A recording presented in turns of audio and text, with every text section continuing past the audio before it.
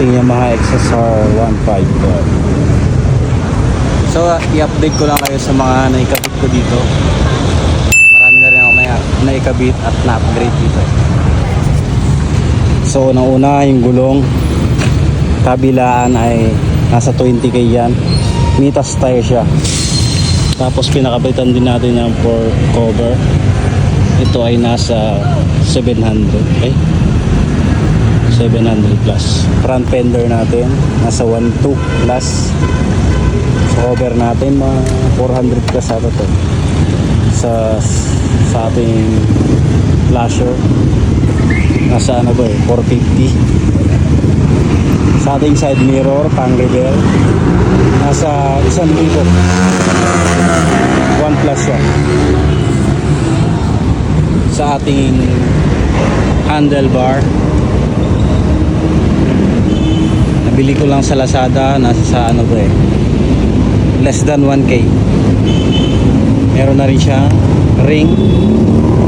Sa Shopee ko nabili, nasa siya 400 plus something. Yung top bag naman nabili ko sa TikTok. Tapos tank bag ay tank pad. So 1.2 plus ang bili natin. At ito may side bag siya. Nasa 400 plus dito. Side bag kabilaan yan. So ito naman pinakabit natin siya nung Sabado. So kabilaan ay 3k na discount natin sa BBS Classic Custom Motorcycle. So nagawa sila ng bracket doon. So hindi po to nabibili sa Shopee at Lazada. Ito ay sadyang pinagawa ko lang kasi idol ko yung mga Triumph saka yung mga Triumph, kasi ganyan yung bracket ng mga Triumph. Ganyan na itsura niya. So plano ko kasi dyan lagyan ko ng malaking ilaw. At ito pipe natin SC Project.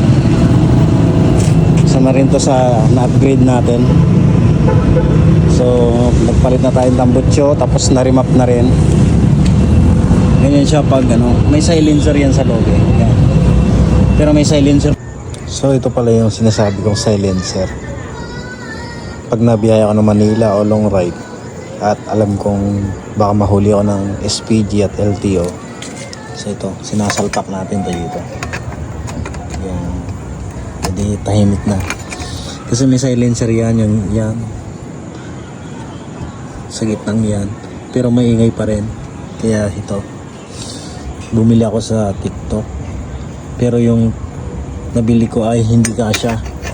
So pinamodify ko pa to sa welding shop.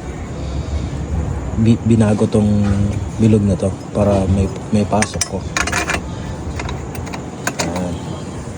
Sok yun. Pa ako nilalagay dito pag nabiyahe tayo, baka mahuli.